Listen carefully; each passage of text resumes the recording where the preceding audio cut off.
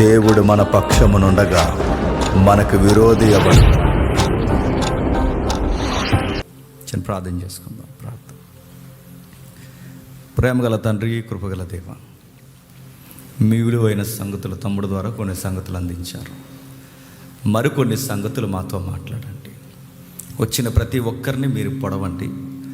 వారి జీవితాల్లో తండ్రి, వ్యక్తిగతమైన తండ్రి, ప్రతి విషయాన్ని తండ్రి కొలవడానికి మీ కుమారుడు మాకు బోధించిన తండ్రి ఉన్నతమైన సంగతులు, మరొక్కసారి కొన్ని సంగతులు ఆలోచించడానికి, పరిశీలించడానికి, మమ్మను తండ్రి పరీక్షించుకోవడానికి ప్రతి ఒక్కరి జీవితాల్లో తండ్రి వెలుగులు నింపుతారని కోరుతూ, మమ్మల్ని శత్రువులుగా భావించి మమ్మల్ని హేళన చేస్తున్నవారు ఎవరైనా తండ్రి ఈ లైవ్ చూస్తుంటే వారితో కూడా మీరు మాట్లాడతారని అర్థిస్తూ క్రీస్తున్నామని ప్రార్థన సమర్పిస్తున్నాం తండ్రి. ఆమేన్. కొన్ని విలువైన సంగతులు విందాం. మత్తయి సువార్త 6వ అధ్యాయం. మత్తయి సువార్త 6వ అధ్యాయం 19వ వచనం నుండి చదువుతాం. భూమి మీద మీ కొరకు ధనము కూర్చుకొనవద్దు, ఇక్కడ చిమ్మటయు తుప్పును తినివేయును,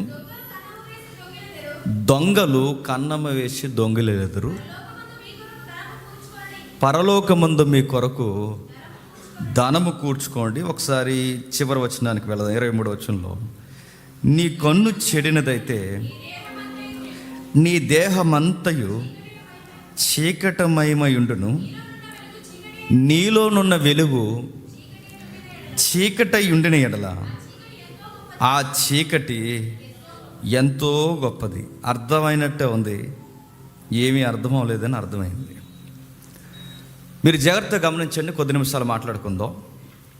మత్తయి సువార్త 5, 6, 7 అధ్యాయాలని కొండ మీద ప్రసంగం అంటారు. ఈ 5, 6 అధ్యాయాలు కొండ మీద ప్రసంగం అని ప్రస్తావించినప్పుడు బైబిల్ రైటర్స్, వ్యాఖ్యానకర్తలు, బైబిల్ని వ్యాఖ్యానించిన పండితులు ఏమన్నారంటే, వ్యాఖ్యానకర్తలు, ఇది కింగ్డమ్ ఆఫ్ మ్యానిఫెస్ట్ అన్నారంటే దేవుని రాజ్యములో తన ప్రజలకు ఆయన అనుగ్రహించిన వాగ్దానాల పట్టిక ఈ 5, 6, 7 అధ్యాయాలు. ఈ పట్టికలో ముఖ్యాంశాలు మాట్లాడడం జరిగింది. అందుకే మత్తయి సువార్త 5వ అధ్యాయం చాలాసార్లు మాట్లాడుకున్నాం. 6వ అధ్యాయం పలుపార్లు మనం ధ్యానించాం. ఇప్పుడు మనకు కావలసిన ఒక సందర్భం ఉంది. మనందరికీ నచ్చినది, గుండెలు బరువెక్కేది, స్వీకరించలేనిది, కొంచెం ఇబ్బందికరంగా ఉండేది, ఫైనాన్షియల్ ఇష్యూ కోసం ఉంది. అక్కడ మిమ్మల్ని క్వశ్చన్ చేస్తుంది, నన్ను క్వశ్చన్ చేస్తుంది. అక్కడ రాస్తున్న మాట చూడండి, 19వ వచనంలో, భూమి మీద మీ కొరకు ధనము కూర్చుకొనవద్దు అన్నాడు. భూమి మీద మీ కొరకు ధనము కూర్చుకొనవద్దు, ఎక్కడ చిమ్మటయు తుప్పును తినివేయును, దొంగలు కన్నము వేసి దొంగిలెదరు. పరలోకమందు మీ కొరకు ధనము కూర్చుకొనడి, అక్కడ చిమ్మటైనను తుప్పైనను దానిని తినివేయదు. ఆగుదాం. డబ్బుల విషయాన్ని గుర్చిన ప్రస్తావన. అందరి జేబుల్లో డబ్బులు ఉన్నాయా? మీ పర్సుల్లో డబ్బులు ఉన్నాయా? ఒకసారి చెక్ చేయండి లెసన్ అవుతున్నప్పుడు. భూమి మీద మీరు ధనము కూర్చుకొనవద్దు అన్నాడు. ఈ రెఫరెన్స్ పట్టుకుని ఈఎంఐలు కట్టడం మానేశారు. ఈ రెఫరెన్స్ పట్టుకొని మనకెందుకండి డబ్బులు అని ఫైనాన్షియల్ మేనేజ్మెంట్ విషయం రస్ట్ పట్టించేశారు. ఈ రిఫరెన్స్ పట్టుకుని నేను అడుగుతున్నాను, క్రైస్తవులు డబ్బులు దాయకూడదు అని డిక్లేర్ స్టేట్మెంట్లు ఇచ్చారు. నేను అడుగుతున్నాను, ఆ రెఫరెన్స్లో డబ్బులు దాయొద్దని ఉందండి? మళ్ళీ అడుగుతున్నాను, ఆ రెఫరెన్స్లో డబ్బులు దాయొద్దని ఉందా? దాయమనే ఉంది, కానీ దాసే ప్లేస్ మాత్రం చెప్పండి వేరుగా ఉంది. డబ్బులు దాయొద్దని చెప్పట్లేదు, డబ్బులు మనుషులకు అవసరమే, కానీ ఆ డబ్బులు దాసే విధానం నీ వ్యూ బాగుండాలి. ఎలా ప్రభు అంటే, నువ్వు భూమి మీద డబ్బులు కూర్చావనుకో, అంటే భూమి మీద కూర్చొద్దు, చెప్పండి ఎక్కడ కూర్చోవట? పరలోకంలో, అంటే భూమి మీద డబ్బులు దాయొద్దు. దాస్తే ఏమవుద్ది చెప్పండి. ఫస్ట్ పాయింట్ తీసుకుందాం. భూమి మీద డబ్బులు దాస్తే ఏమవుద్ది? చెమట వెంటనే పట్టదండి. భూమి మీద డబ్బులు దాస్తే ఏమవుద్ది? దొంగలు వచ్చేస్తారు మన ఇంటికి. ఆ దొంగల్లా రారు. ఎలా వస్తారు చెప్పండి? బంధువుల్లో వస్తారు. బాధలు చెప్తారు, బుల్లి దుఃఖాలు తీరుస్తారు, ఏదో అంటారు, మనసు కరిగిపోద్ది, గుండె బరువు ఎక్కువైపోతుంది. ఎంత అంటామా? ఎంతే అంటారు. అక్కడ ఉంది పట్టుకెళ్ళిపో అంటామా? తర్వాత అడుగుతాం, అడిగినప్పుడు తిరిగేసి మనతో గొడవలు ఆడతారు. ఎత్తాం, ఏం అట్టుకెళ్ళిపోం, ఇంకా చచ్చిపోలేదు అంటారు. ఆ మాటలు ఎలా ఉంటాయండి? వీళ్ళు దొంగలు కాదు, నేను అడుగుతున్నాను, బంధువుల రూపంలో ఉన్నా చెప్పండి దొంగలు. ఎవరో ఒకరు మనం దాచుకున్న డబ్బులు పట్టుకెళ్ళిపోతారని పట్టుకెళ్ళిపోతారు. ఒకవేళ నిజంగానే దొంగలు పట్టుకెళ్ళిపోతారని పట్టుకెళ్ళిపోతారు. భూమి మీద ధనానికి సెక్యూరిటీ లేదండి. దొంగలకు పడకుండా జాగ్రత్తగా పెద్ద మేము మంచి స్ట్రాంగెస్ట్ సరుకులు ఇంట్లోకి తెప్పించి దాస్తున్నామంటే నెక్స్ట్ చెప్పండి, తుప్పటెత్తది. అందుకనండి తుప్పటేస్తుందని తెలిసి ఇంట్లో దాయడం మానేసామండి చెప్పండి, బ్యాంకులో దాసేమండి అంటున్నారు. నేను అడుగుతున్నాను, బ్యాంకులో దాస్తే డబ్బులు పోవా? నేను అడుగుతున్నాను, చెప్పండి, పోతాయా పోవా? అక్కడ పోయినా మాకు సంబంధం ఏంటంటే రెఫరెన్స్ బ్యాంక్ కూడా కదండి మనకు డబ్బులు ఇస్తాడు అంటే. నేను అడిగేది అది కాదు. డబ్బులు బ్యాంకులో దాస్తే దొంగతనాలు జరుగుతాయి పాయింట్ కాదు. డబ్బులు నువ్వు బ్యాంకులో దాచినా పోతాయి. ఎట్టా అంటే, నువ్వు దాస్తావు వెనకాల తోకలు తయారవుతాయి. తోకలు ఎవరు? కొడుకులు చెప్పండి, కూతుర్లు చెప్పండి, మనవాళ్ళు చెప్పండి, మనవరాళ్ళు. వీళ్ళు ఏం చేస్తారంటే, మన కాలేజ్ ఇలా వంగుతుంటాయి చూసారా, వంగినప్పుడు వాళ్ళ రెఫరెన్స్ అడుగుతుంటారనమాట. ఎంత ఉందో తాత బ్యాంకులో అని అడుగుతారు. ఎంతో ఒక తొందలే అంటే ఊరుకుంటారా? ఖచ్చితంగా నువ్వు వాళ్ళకి ఇవ్వాల్సిందని మరి చెప్తున్నాను. నువ్వు ఎంత దాచినా నీ వెనకాలకి ఇవ్వాలి. నేను బ్యాంకులో దాచేస్తానంటే, బ్యాంకులో దాచి నువ్వు పరలోకం పట్టిపోతావా, లేదా నీ వెనకాల వచ్చిన వాళ్ళు పట్టుకెళ్ళిపోతారా చెప్పు? ఈ భూమి మీద నువ్వు ఏ జోన్లో అన్న దాయి నీ డబ్బులు ఎవరెవరు పట్టుకెళ్ళిపోతారు. ఇంట్లో ఉంటేనేమో బంధువులు వచ్చి పట్టుకెళ్ళిపోతారు, స్నేహితులు వచ్చి పట్టుకెళ్ళిపోతారు, దొంగలు వచ్చి పట్టుకెళ్ళిపోతారు. బ్యాంకులో ఉంటే బ్యాంకుల్లో బాగానే ఉంటారు, బ్యాంక్ వెనకాల ఉన్న మన బంధువులు అట్టుకెళ్ళిపోతారు, లేదా మన పిల్లలు అట్టుకెళ్ళిపోతారు. ఇంకా విషయం చెప్పిన, ఒక సీనియర్ బ్యాంక్ ఎంప్లాయీ అన్నాడండి. ఆయన ఒక మాట అన్నాడు. ఎప్పుడు ఈ మాట నేను డైరెక్ట్ చెప్పకూడదు వెళ్ళదు, కానీ మేము స్టేట్ బ్యాంక్లో దాస్తున్నామండి, సెక్యూరిటీ ఎక్కువ అన్నారు. అడుగుతున్నాను, ఆ స్టేట్ బ్యాంక్ సీనియర్ ఎంప్లాయీస్ కూడా అన్నారు, గవర్నమెంట్కి ఏమైనా నష్టం కలిగితే స్టేట్ బ్యాంక్ కాదు, సెంట్రల్ బ్యాంక్ కాదు, ఏ బ్యాంక్ అయినా చేతులు ఎత్తేస్తుంది. బ్యాంకులు చేతులు ఎత్తేసిన దాఖలాలు లేవండి. ఇవి మెయిన్ బ్రాంచ్ అనుకున్న వారు దివాలు ఎత్తేసిన వాళ్ళు లేరండి. పక్కా మనకు అర్థమయ్యేది తెలుసా, డబ్బులు అనేవి శాశ్వతంగా ఇక్కడ ఉండవు. లేదండి, అందుకేనండి కరెన్సీ ఉండదని గోల్డ్ కొనేవ్వండి అంటున్నారు కొంతమంది. గోల్డ్ ఉండదు అయ్యా, ఏదైనా ఉండదని అడుగుతున్నాను. నీకు మళ్ళీ కరెన్సీ అవసరమైతే గోల్డ్ని దేనిలోకి ట్రాన్స్ఫార్మ్ చేయాలి చెప్పు? మళ్ళీ కరెన్సీలోకి. నీకు ఎట్లా అయినా మనుగడ సాగాలి అంటే డబ్బు శాశ్వతముగా నిలవదు. నెక్స్ట్ మరో క్వశ్చన్ అడుగుతున్నాను. ప్రపంచంలో బాగా డబ్బులు ఉన్న వాళ్ళు ఎవరండి చెప్పండి? స్టాండర్డ్ జీకే, చాలా కాలం నుంచి స్టాండర్డ్ జీకే ఇది. ప్రపంచంలో బాగా డబ్బులు ఉన్నది ఎవరు? ప్రపంచంలో, ఇండియాలో కాదు, ప్రపంచంలో బిల్ గేట్స్. బిల్ గేట్స్ కట ఇప్పుడు 140 కోట్లు 150 కోట్లు మన ఇండియన్ జనాభా ఉంది. ప్రపంచంలో ఫస్ట్ రింగ్లో నిలబడింది మంచి.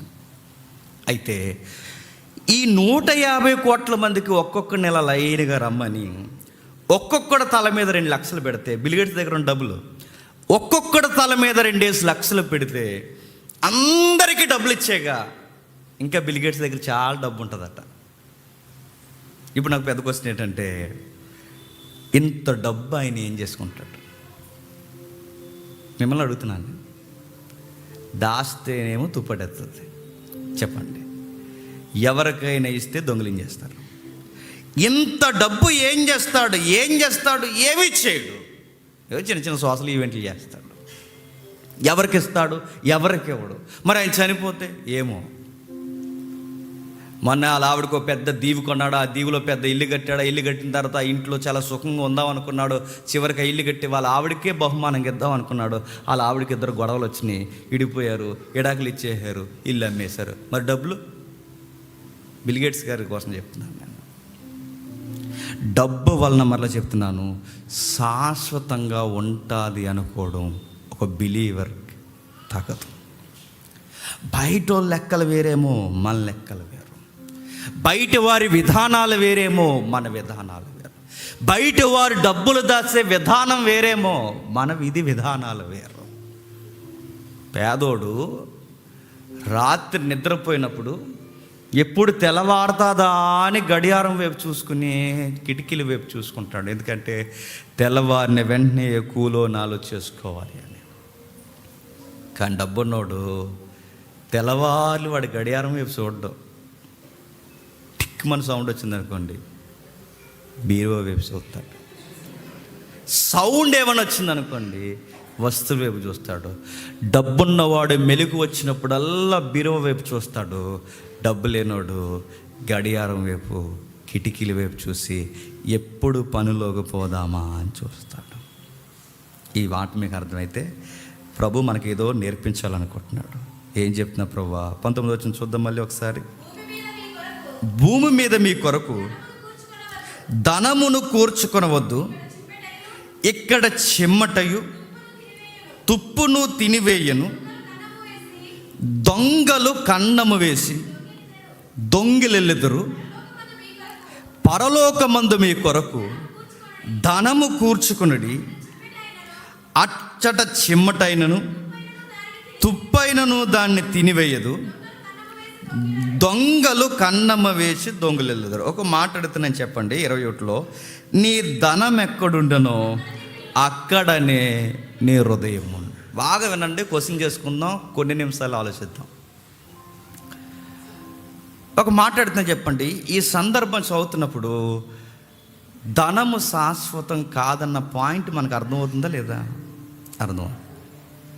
ధనము శాశ్వతం కాదని ఒక విశ్వాసికి అర్థమైనా మన మనసు దేని మీద ఉంటుంది చెప్పండి?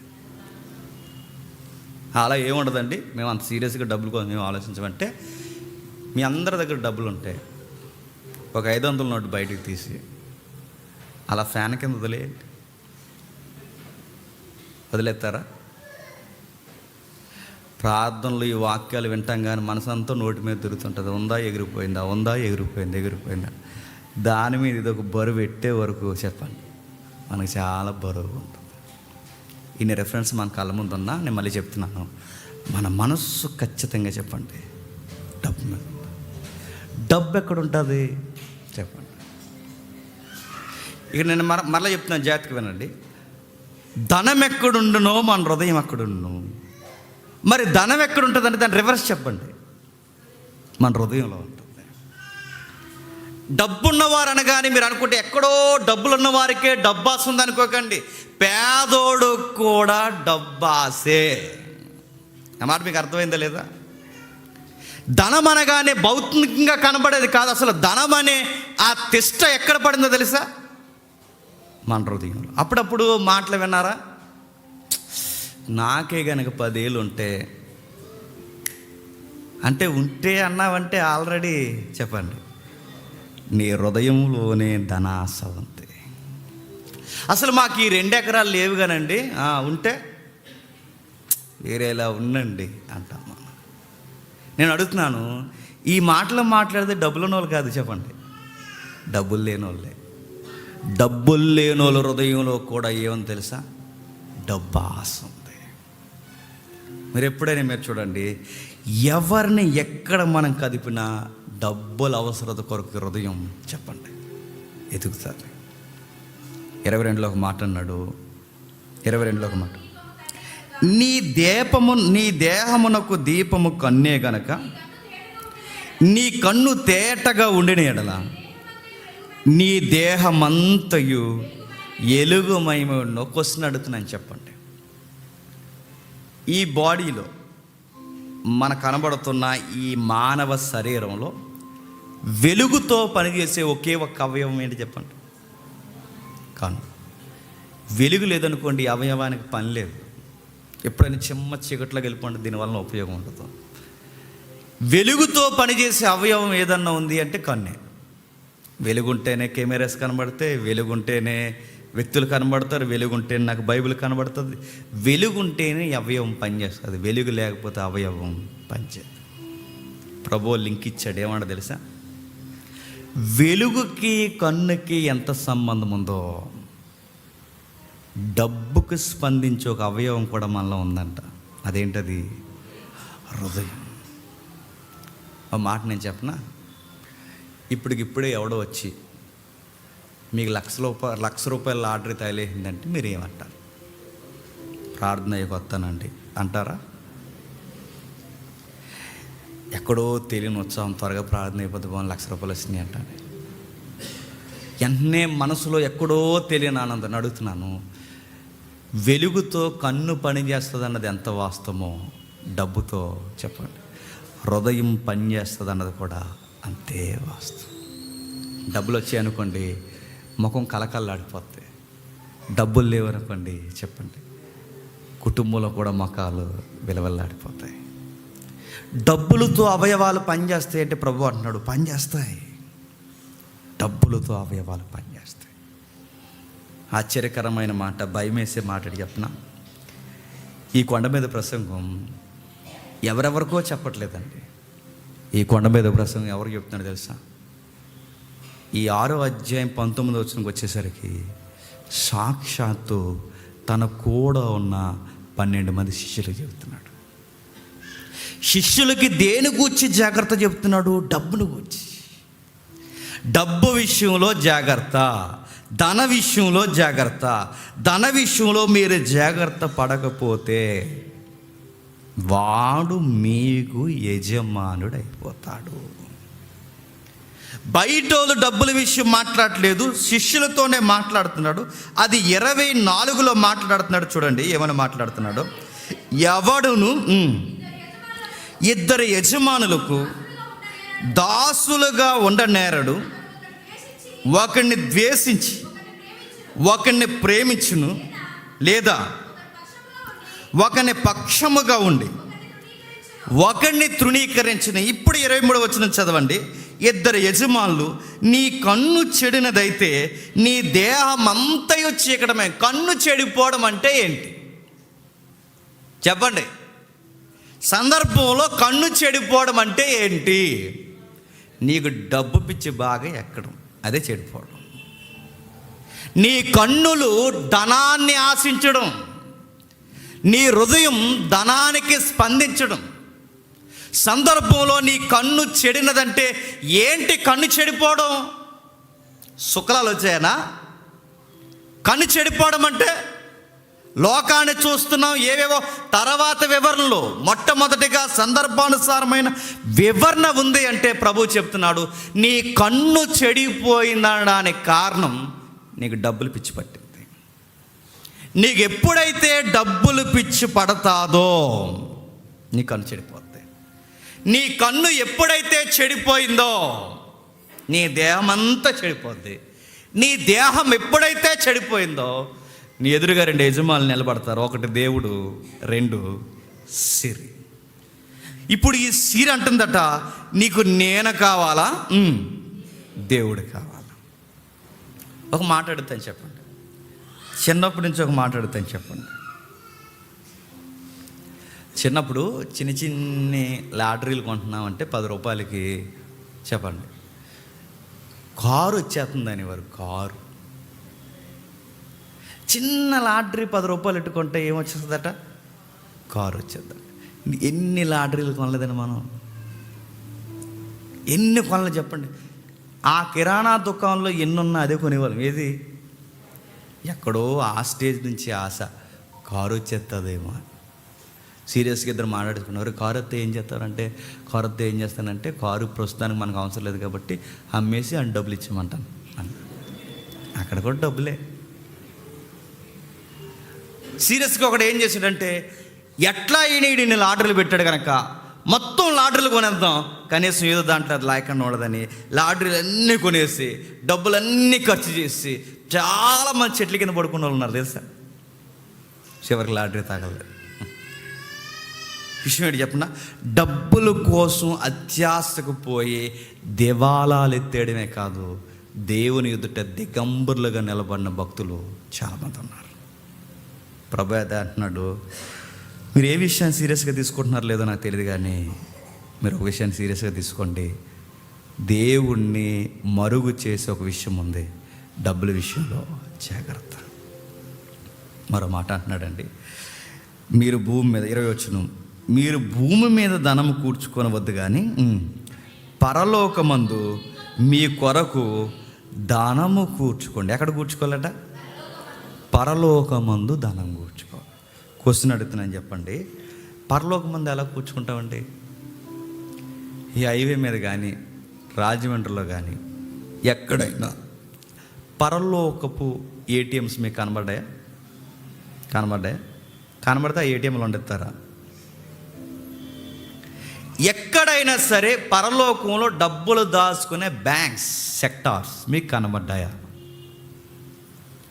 మరి దాచుకోమని ఎలా చెప్తున్నాడు? పోనీ దాచుకోమన్నాడు, మనకు దాచుకోవాలని ఆశ ఉంది. పరలోకంలో ఈ కరెన్సీ మారుతుందా? మారదు. మరి ఎలా కూర్చుకోవాలి? నేను మళ్ళీ చెప్తున్నాను, డబ్బులు దాయొద్దని బైబిల్ చెప్పలేదు. డబ్బులు దాయండి, కానీ ఇక్కడ దాయకండి. ఆ దాసేది మీరు ఎక్కడ దాస్తారంటే ఈ లోకంలో వద్దు, చెప్పండి, ఆ పై లోకంలో దాయండి. ఎలా దాయాలి ప్రభు మాకు అర్థం కావట్లేదంటే, నా నోటి మాటలు వద్దు కానీ బైబిల్ మాటనే తీసుకుందాం ఒకసారి. తిమోతికి రాసిన మొదటి పత్రిక, త్వరగా చూడండి, ముగించుకునే ప్రయత్నం చేద్దాం. తిమోతికి రాసిన మొదటి పత్రిక 6వ అధ్యాయం 17వ వచనం. తిమోతికి రాసిన మొదటి పత్రిక, ఈ లోకమందు ధనవంతులైన వారు గర్విష్ఠులు కాక అస్థిరమైన ధనమందు నమ్మిక ఉంచక సుఖముగా అనుభవించుటకు సమస్తమును మనకి ధారాళముగా దయచేయు దేవుని యందే నమ్మిక ఉంచుడని ఆజ్ఞాపించుము. తిమోతికి ఒక సీక్రెట్ రాస్తున్నాడు పెద్ద ఆయన పౌలు గారు. ఏమని రాస్తున్నాడు చూడండి, ఇహమందు ధనవంతులైన వారు గర్విష్ఠులు కాక. ధనం పోగేసుకుంటే మొట్టమొదటి వచ్చే దరిద్రం ఏంటి చెప్పండి? గర్వం వచ్చేస్తుంది. నేను చాలామందిని గమనిస్తానండి, ఏమీ లేకుండా నేను ఎగిరెగిరి పడిపోతున్నారే. నిజంగా వీళ్ళకి దేవుడు డబ్బులు ఇచ్చేస్తే చాలామందిని లెక్క చేయకుండా తిరుగుతారు అనిపిస్తుంది నాకు. బహుశా అందుకే దేవుడు వీళ్ళని అలా లేములు వదిలేసేయడేమో అనిపిస్తుంది. మన బిహేవియర్కి మళ్ళీ చెప్తున్నాను, మన ధనానికి సంబంధం ఉంటుందట. మన వ్యక్తిత్వాలు మారిపోతాయట. మన దగ్గరికి డబ్బులు వచ్చే కొలది మన మాటలు మారిపోతాయి, మన చేతలు మారిపోతాయి. ఏమీ లేవనుకోండి, అందరినీ పలకరిస్తాం. బాగా డబ్బులు ఎక్కువైపోయినాయి అనుకోండి, అందరూ మనల్ని పలకరించాలి అంటాం. చాలామందిని మీరు అబ్జర్వ్ చేయండి, వీళ్ళని ఏమీ లేకుండానే ఇతరులను ఇంత తునీకరించి మాట్లాడుతున్నారే. వీళ్ళకి కాస్త డబ్బులు ఉంటే వీళ్ళు ఏం చేద్దరబ్బా, ఎవరిని లెక్క చేయకుండా కళ్ళు నెత్తిమీ పెట్టుకుని తిరుగుతారు. గర్వం. డబ్బులను బట్టి గర్వంగా మాట్లాడేవారు లేరండి సొసైటీలో. డబ్బులను బట్టి ఇతరులను తక్కువ చేసేవారు లేరండి సొసైటీలో. చాలామందిని మీరు గమనించండి, వాళ్ళ వస్తువులు కానీ వారి యొక్క ఆహారపు అలవాట్లు కానీ వారి వ్యక్తిత్వాలు కానీ మీరు చూడండి, ఇతరులని తృణీకరించే ఆ గర్వపు ఛాయలు స్పష్టంగా కనబడుతుంటాయి. చాలా స్పష్టంగా. ఎవడో షాపింగ్కి వెళ్ళాడట, ఆ షాపింగ్కి వెళ్ళిన తర్వాత వాడు చేస్తాడే డీమార్ట్కి వెళ్ళాడు, మరి ఎక్కడికి వెళ్ళాడు. జస్ట్ అంటే మీరు గమనించండి, ₹2 తగ్గాయి అన్నారండి. ₹2 దేని మీద? పెనాయిల్ మీద. ₹2 పెనాయిల్ మీద తగ్గిందని చెప్పి వాడు పెనాయిల్ అవసరం లేకపోతే లీటర్లు కొనేసాడండి. ఎందుకు కొనేసేవారంటే, ఇప్పుడు బయటికి ఈ సంచి ఇంత, ఈ బ్యాగ్ నుండి ఇన్ని సరుకులు, ఈ బ్యాగ్ నుండి ఇన్ని సరుకులు ఇలా పట్టుకున్నాడు. బయటకు వచ్చేసరికి అప్పుడు చూసిన వాళ్ళందరూ అనుకోవాలన్నమాట, అమ్మో ఈయన ఎన్ని డబ్బులు వచ్చి పెడతాడో అనుకోవాలి. బిల్డప్కి షాపింగ్ చేసే వాళ్ళు ఉంటారు తెలుసా, బిల్డప్లకి. మీరు గమనించండి, కావాలంటే ఒకడు మాట్లాడతాడు, కనీసం నేను షాపింగ్కి వెళ్ళాలంటే భయ్యా 10,000 ఉండవు భయ్యా, 10,000 ఉండాలి అన్నాడంట. ఆ బిల్డప్ బీటరా. నా బ్లౌజ్ ఎంత తెలుసా? ఎంత అనుకుంటు నా బ్లౌజ్ అండి, రకరకాలు చెప్తుంటారు. నా బ్లౌజ్ ఎంత, నా షర్ట్ ఎంత, నా ప్యాంట్ ఎంత, అది ఎంత, ఇది ఎంత అడుగుతున్నాను. ఇవన్నీ ఎందుకు చెప్తున్నారు? గర్వం. మీరు వేసుకునే బట్టలు మేము వేసుకోము, మీరు తినే తిల్లు మేము తినము. చాలామంది బిల్డప్లు చెప్తారు.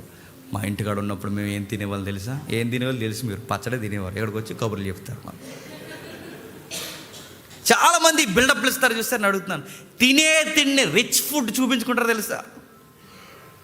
చాలా రెస్టారెంట్లకు వెళ్తామండి, నేను చాలా ఎగ్జాంపుల్ చెప్పాను. మంచి కాస్ట్లీ ఫుడ్ ఆర్డర్ ఇస్తారు, పూర్తిగా తినరు, సగం అలా కోడి గెలికినట్టు గెలికి అలా సగం వదిలేస్తారు. ఎందుకు అలా వదిలేస్తారు? ఎందుకలా అంటే వాళ్ళు రిచ్ అని చూపించుకోవాలి. రిచ్గా ఉన్న వాళ్ళు అంతా తినర్రా, అలా వదిలేస్తారా. రిచ్ సగం కేకులు తిని వదిలేయడం, సగం థమ్సప్పులు తాగి వదిలేయడం, సగం బిర్యానీ తిని వదిలేయడం. చూస్తారా ఇలా యాటిట్యూడ్? మీరు గమనిస్తున్నారా? పెద్ద పెద్ద 5 స్టార్ హోటల్లోకి వెళ్ళినప్పుడు, లేదా పెద్ద పెద్ద రెస్టారెంట్కి సేవకులు ఇలాగే తయారయ్యారులేండి. పెద్ద అక్కడికి వెళ్ళినప్పుడు ఆ సర్వీస్ చేస్తున్నప్పుడు ఆ టేబుల్ మీద ఫోటో తీసి ఫేస్బుక్లో పెట్టడం, ఆ హోటల్ ముందు దిగి ఆ ఫోటో తీసి, అంటే మేము ఇంత రిచ్, మేము ఇంత తోపులు, మేము ఎంత రిచ్గా బతుకుతున్నామని ఒక బిల్డప్ అన్నమాట. గర్వం, ఒక తెలియని గర్వం. ఫ్లైట్లో ఫోటోలు పెట్టడం, ఎయిర్పోర్ట్లో ఫోటోలు పెట్టడం, రెస్టారెంట్లో ఫోటోలు పెట్టడం, షాపింగ్ ఫోటోలు పెట్టడం, గోల్డ్ షాప్లో ఫోటోలు పెట్టడం. ఇవన్నీ ఎందుకు చూపిస్తారు లోకానికంటే? మేము రిచ్ పీపుల్స్. గర్వం, ఇతరులని తృణీకరించే గర్వపు లక్షణాలు గుర్తుపెట్టుకోండి. బైబిల్ అంటుంది, ఇహమందు ధనవంతులైన వారు అంటే అవుతారు, కానీ గర్విష్ఠులు అవ్వకండి. ఈ లోకమందు మీకు డబ్బులు సమకూడతాయి, దాని వెనకాల మాత్రం గర్వం తెచ్చుకోకండి.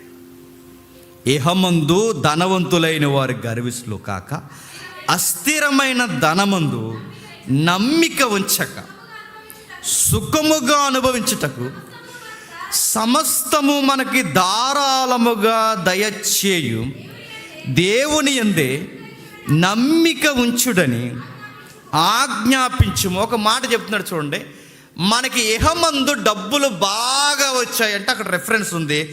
ఎవరు ఆ డబ్బులు ఇచ్చారు అక్కడ ఉంది చెప్పండి. దేవుడే ఇచ్చాడు. అక్కడ లింక్ ఇస్తున్నాడు, మీరు చూసారా? మళ్ళీ నేను చదువుతాను చూడండి. అస్థిరమైన ధనమందు నమ్మిక ఉంచక, సుఖముగా అనుభవించుటకు సమస్తమును మనకి ధారాళముగా దయచేయు దేవుని యందు నమ్మిక ఉంచండి. అంటే ఇప్పుడు మీకు దళసరి ఆదాయం పెరిగిందంటే మీ తెలివితేటలో కాదు. మీ ఆర్థిక పరిస్థితులు స్కేల్ మారిందంటే మీ తెలివితేటలు కాదు. మీ పంట పొలాలు అభివృద్ధి పొందాయంటే మీ తెలివితేటలు కాదు.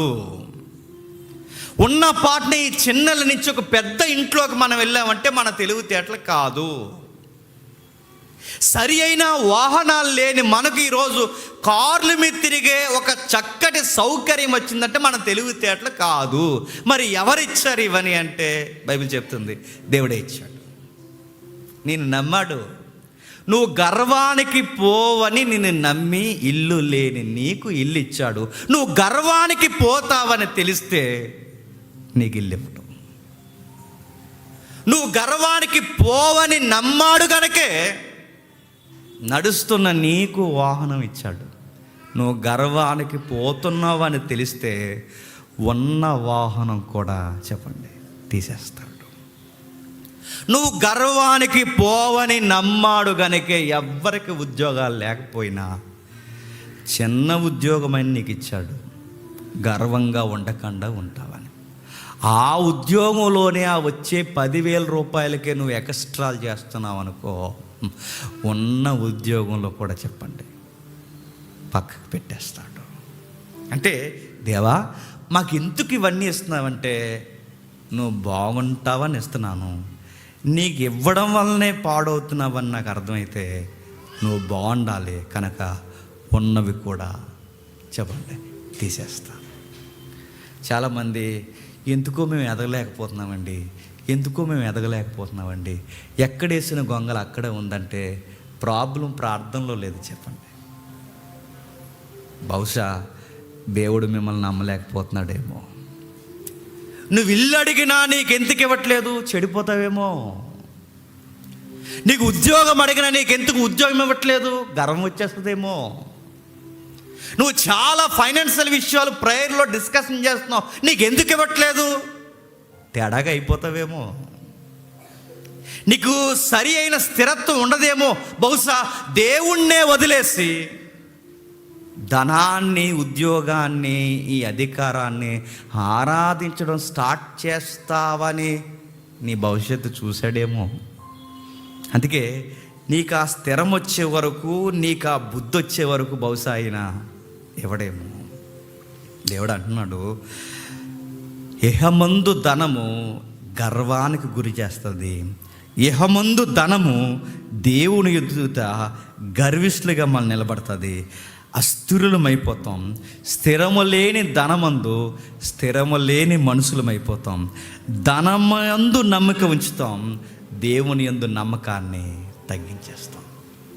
మనకు డబ్బులు బాగా ఉన్నాయనుకోండి, మన ఇంటికి రోగాలు వచ్చేసినా పెద్ద ప్రాబ్లంగా అనిపించదు మనకు. ఎందుకు చెప్పండి.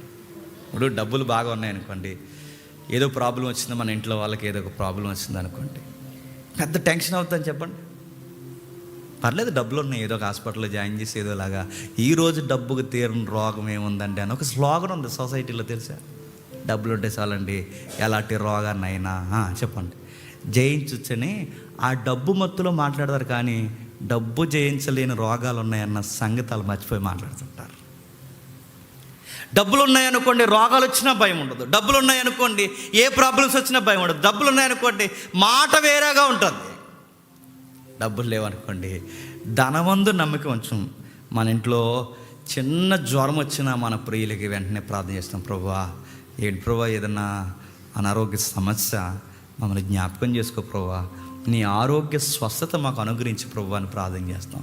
డబ్బులు లేవనుకోండి వెంటనే డాక్టర్ గారు ఫోన్ చేసి అపాయింట్మెంట్ తీసుకొని 6 గంటలకు మాకు రాయండి సీటీ వచ్చేస్తున్నాం అంటాం మనం. అదే డబ్బులు లేవనుకోండి సీటీకి రాయం, ఫోన్ చెయ్యం. చెప్పండి ముందు ఎవరికి ఫోన్ చేద్దాం చెప్పండి. దేవా ఏంటి ప్రభువా ఈ అనారోగ్య సమస్య. చూసారా, డబ్బులు ఉంటే నమ్మకాలు ఎవరి మీదకి ట్రాన్స్ఫార్మ్ అయిపోతున్నాయి. అందుకే ప్రభు అన్నాడు, జాగ్రత్త, దేవుడు ప్లేస్ని దొంగిలించే ఈ సొసైటీలో ఒకటి ఉంది, అది మనీ విషయంలో జాగ్రత్త. ఇప్పుడు క్వశ్చన్ అంతా బాగుంది, కానీ ఇప్పుడు నేను పరలోకంలో డబ్బులు దాయాలి, నా ప్రభు దాయమన్నాడు. ఎలా దాద్దాం? కింద ఉంది చూడండి, ఒకసారి చూడండి. వాస్తవమైన జీవమును సంపాదించుకునే నిమిత్తము రాబో కాలమున కనగా పరలోకంలో మంచి పునాది తమ కొరకు వేసుకొనుచు మేలు చేయువారును సత్క్రియలను ధనము గలవారును ఔదార్యము గలవారును తమ ధనములలో ఇతరులకు పాలిచ్చు వారినై ఉండవలను. 4 పాయింట్స్ అక్కడ ఉన్నాయి చూడండి. పరలోకంలో డబ్బులు ఏ కోణాల్లో దాచుకొచ్చి అంటే అక్కడ 4 పాయింట్స్ ఉన్నాయి చూడండి. 1, సత్క్రియల ద్వారా దాయచ్చట. 2, మేలు చేయడం ద్వారా దాయచ్చట. 3, ఔదార్యం ద్వారా దాయచ్చట. 4, చెప్పండి, ఇతరులకి మన డబ్బుని షేర్ చేస్తూ దాయచ్చట. పరలోకానికి ఇక్కడున్న ధనము ఎలా జమ అవుతుందంటే డైరెక్ట్ వెళ్ళదు. దానికి వేస్ ఉన్నాయి, మార్గాలు ఉన్నాయి. అక్కడ దాయాలంటే ఏం చేయాలి? సత్క్రియలు చేయాలి. సత్క్రియలు అంటే దాన ధర్మాలు, భోజన కార్యక్రమాలు, చీరల పంచడాలు, పురిహాల పంచడాలు, ఇవన్నీ పంచిన తర్వాత ఆ ఫోటోలు తీసుకుని ఫేస్బుక్లో పెట్టడాలు కాదు. సత్క్రియ అంటే వాక్య సంబంధమైన క్రియ. వాక్య సంబంధమైన క్రియను నువ్వు జరిగించినప్పుడు నీ ధనము పరలోకమందు జమ చేయబడుతుంది. ఒక ఉదాహరణ చెప్తాను. సెమినార్ అయిపోయింది కనుక ప్రత్యక్షంగా పరోక్షంగా చాలామంది 60 మంది బాప్టిజం వెనకాల చాలా ధనము ఖర్చు అయింది. చాలామంది ఆ కార్యానికి డబ్బులు ఇచ్చారు. ఇప్పుడు అడుగుతున్నాను, ఈ 60 మంది కార్యక్రమంలో బాప్టిజం తీసుకొని ఈ ఘనమైన సువార్తలో వీరు ఎంతో అడుగుతున్నాను, ఈ భారభరితమైన ఈ పరిచర్యలు, ఎంతో భారభరితమైన పరిచర్యలో 1000, 100, 2000, 1000, 1,00,000 ఇచ్చిన వాళ్ళు కూడా 2-3 వీళ్ళందరూ చాలా డబ్బులు వచ్చారు. ఈ డబ్బులు ఇచ్చిన వారు అందరిని అడుగుతున్నాను, ఇప్పుడు వీళ్ళ డబ్బులు జేమ్స్ గారి జేబీలో ఉండవు. చెప్పండి, పరలోకం అని ఒక అకౌంట్లో జమ చేయబడుతుంది. ఎందుకంటే 6 రోజులు జరిగిన ఆ సత్క్రియలో నువ్వు ఎంత పెట్టావో అదంతా అక్కడ రికార్డ్ చేయబడుతుందట. ప్రభువా, నేను 10 రూపాయలు ఇచ్చాను ప్రభు అంటే చెప్పండి, అకౌంట్లో 10 రూపాయలు దాస్తారు. ఆడికి వెళ్ళాక పరలోకంలో నిలబడి ఎంత దాసానంటే 10 రూపాయలు కానీ ఇస్తారు నీకు. ఇలాగా అంటే అర్థం అవడానికి చెప్తున్నాను నేను. అంటే నీకు డబ్బులు సేవకి ఇచ్చాడని నా ఉద్దేశం కాదు, కానీ దైవికమైన కార్యాలకి ఖర్చు చేసిన ధనము పరలోకములో జమ చేయబడుతుంది. సత్క్రియ, మేలు నెక్స్ట్ మాట ఏం చెప్తున్నాడండి? మేలు చేయాలి. నెక్స్ట్ మాట ఏం చెప్తున్నాడు? ఔదార్యం కలిగి ఉండాలి. నెక్స్ట్ ఏం చెప్తున్నాడు? ఇతరులకు చెప్పండి పంచాలి. దేవుడట, నాకు భయం వేసిందండి ఈ మాట. దేవుడు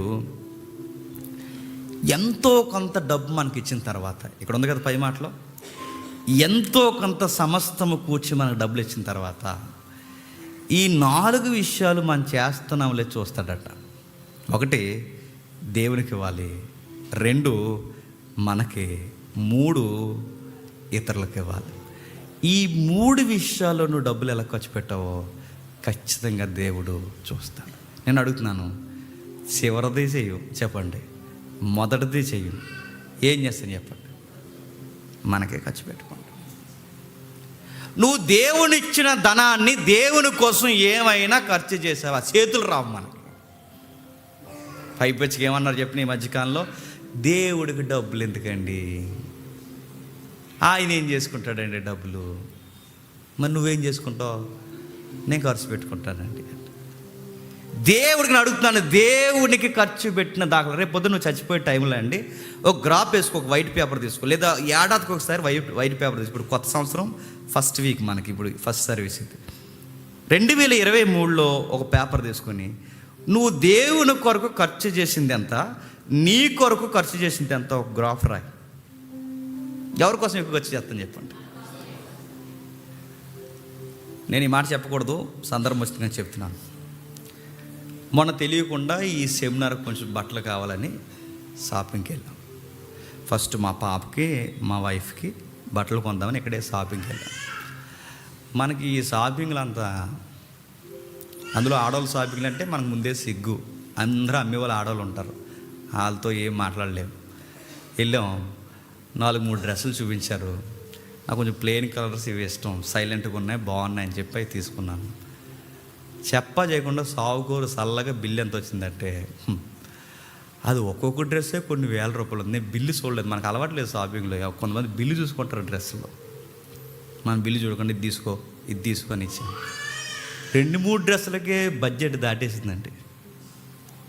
నా కూతురికి నా భార్య కొనేసరికి అని నేను నెలసరి నేను వేసుకున్న గ్రాఫ్ దాటేసింది. అప్పుడు నాకు పెద్ద ప్రశ్న, ఒరే జేమ్స్, నీ భార్యకి నీ పిల్లలకి దేవుడు నీకు ఇచ్చిన ధనంలో ఎంత ఖర్చు చేస్తావు? నెక్స్ట్ నువ్వేం చేస్తావు? నేను సీరియస్గా చెప్తాను, బైబిల్ పట్టుకుని ఈ ఏడాది బట్టలు కొనుక్కోవడం మానేశాను. ఎందుకంటే ఇంతకు మించి నేను ఖర్చు పెట్టానంటే ఇప్పుడు వాళ్ళకి అయిపోయినాయి ఆ డబ్బులు. 12,000 ఖర్చు పెట్టేశాను వాళ్ళకి. ఇప్పుడు నేను కొన్నానంటే అడుగుతున్నాను, ఇప్పుడు నాకు మరో 10,000 అయినాయి అనుకోండి, 20,000 ఖర్చు పెట్టావరా అని అడిగితే నేను ఏం చెప్పాలండి? అందుకే మనం ఎప్పుడు వేసేది ఎలాగో తెల్ల సొక్కాలు కనుక ఆ సొక్కాలు చాలులే.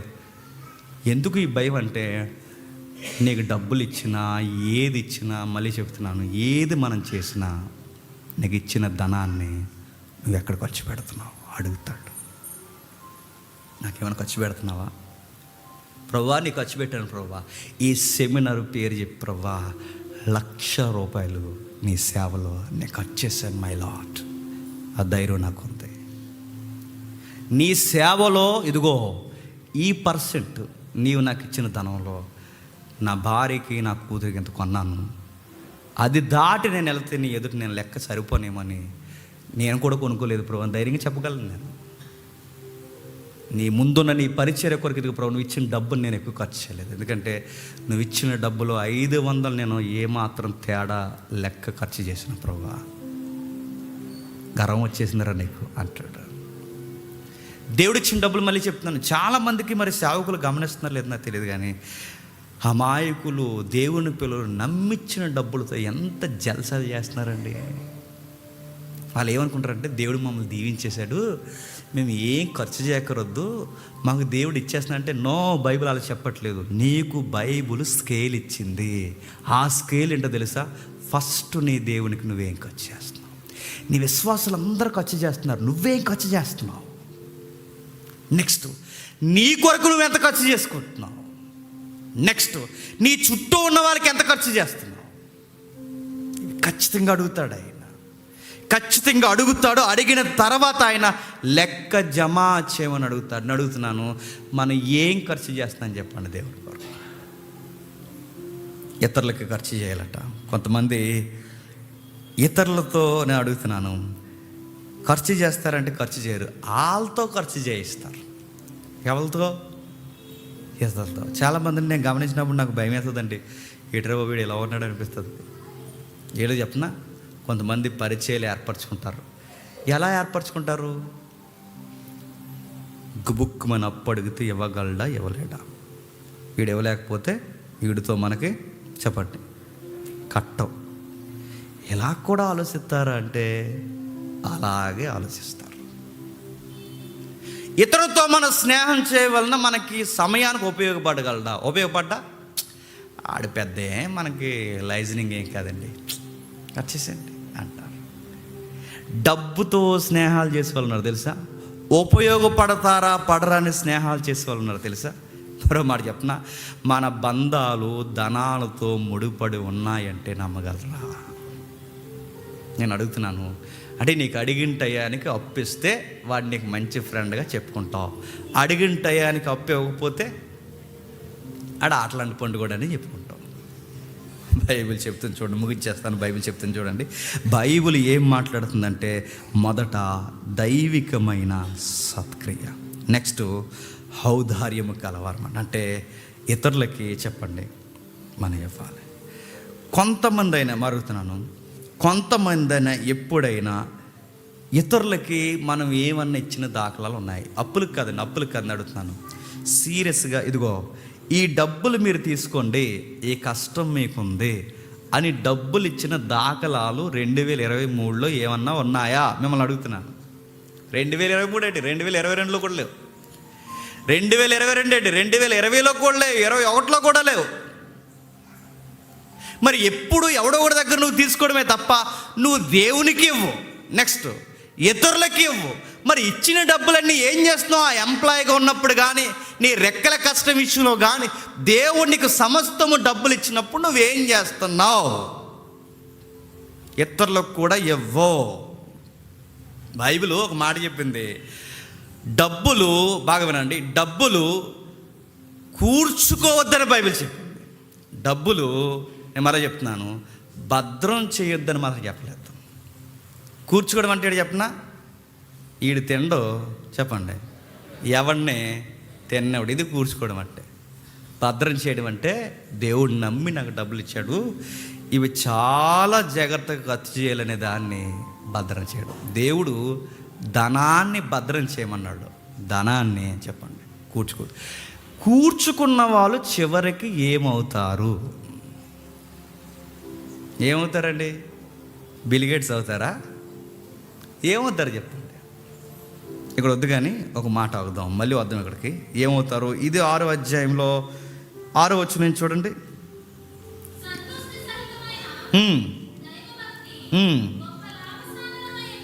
9వ వచనం,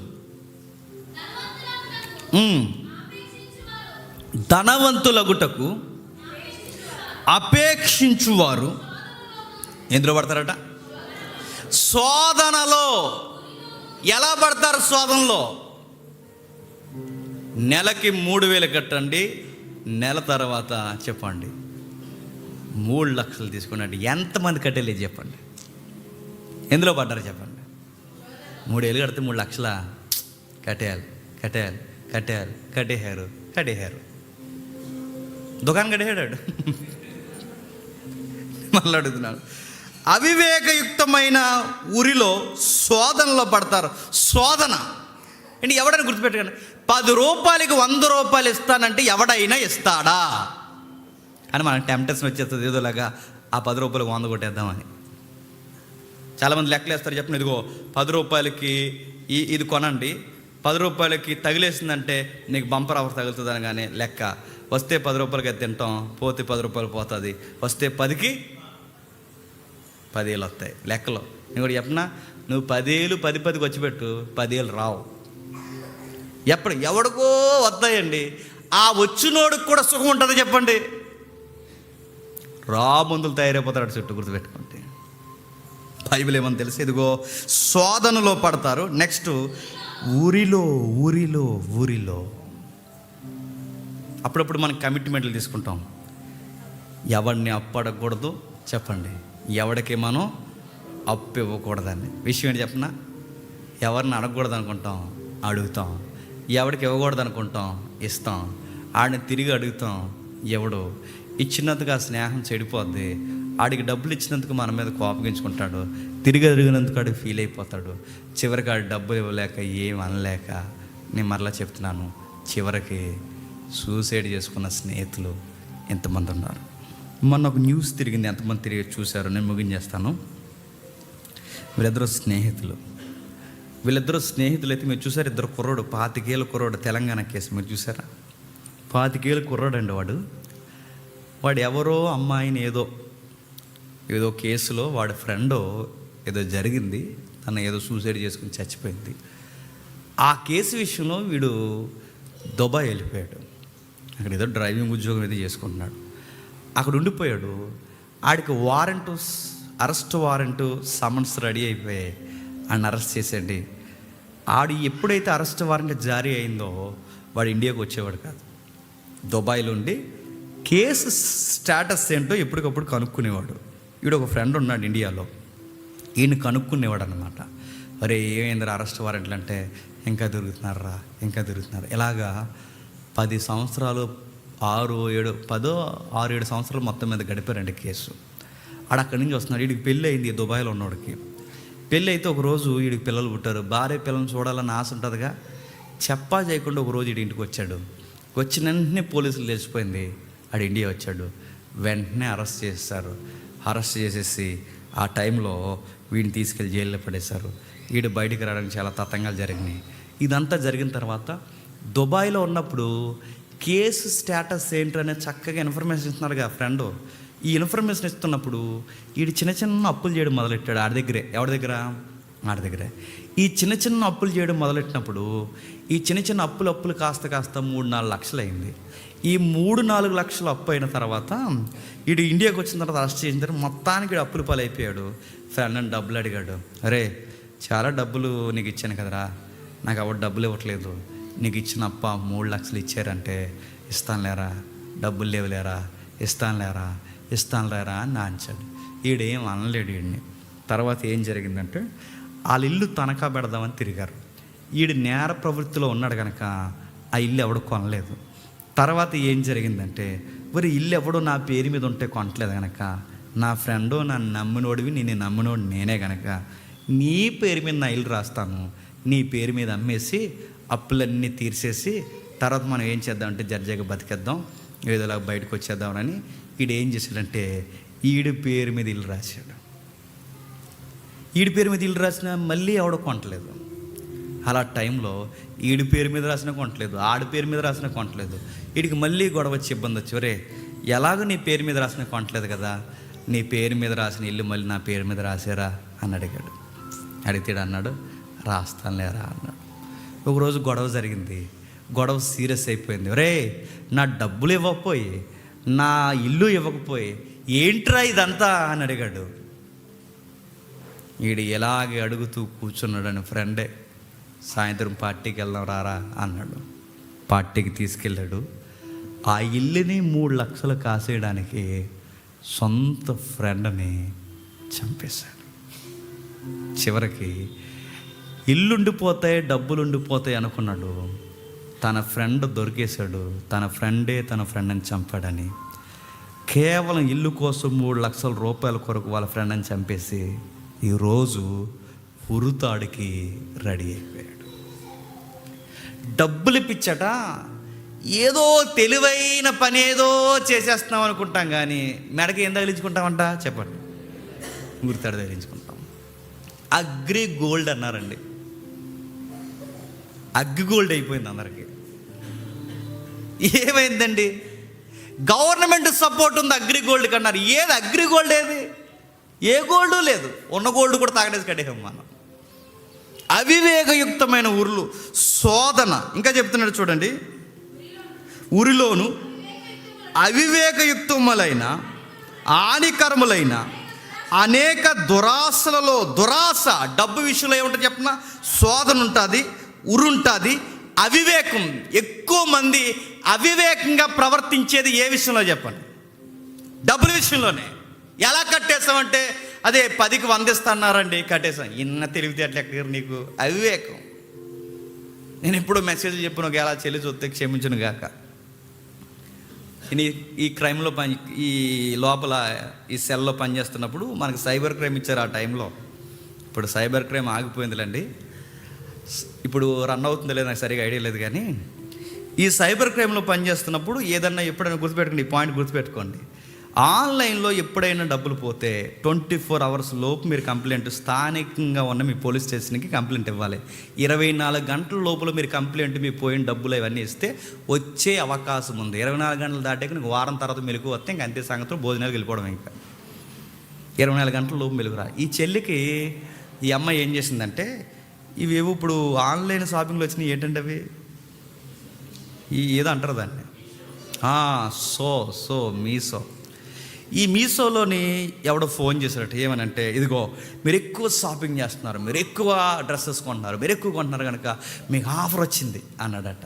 అనగాని ఏం ఆఫరు అనగాని, మీకు 17,000 రూపాయలు విలువ చేసే ఆఫర్ వచ్చింది, మీరు క్యాష్ రూపంలో తీసుకుంటారా లేదా గిఫ్ట్ రూపంలో తీసుకుంటారా అనగానే లెక్కలు వేసుకుంది.